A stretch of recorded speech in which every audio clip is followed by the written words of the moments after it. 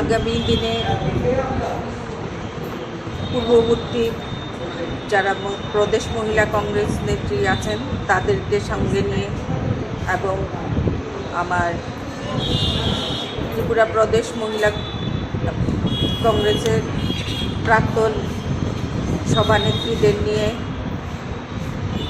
Booth স্তর থেকে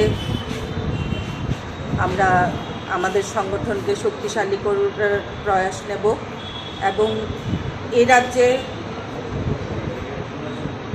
আমাদের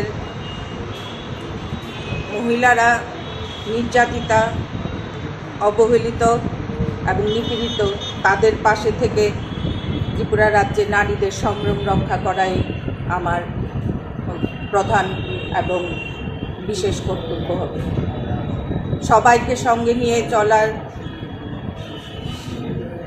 এবং আগামী দিনে মহিলা সশক্তিকরণ এবং নারীদের সম্মান রক্ষা করাই আমার প্রথম এবং প্রধান লক্ষ্য হবে। আমি প্রদেশ মহিলা কংগ্রেসের সভানেত্রী নিযুক্ত হওয়ার জন্য আমি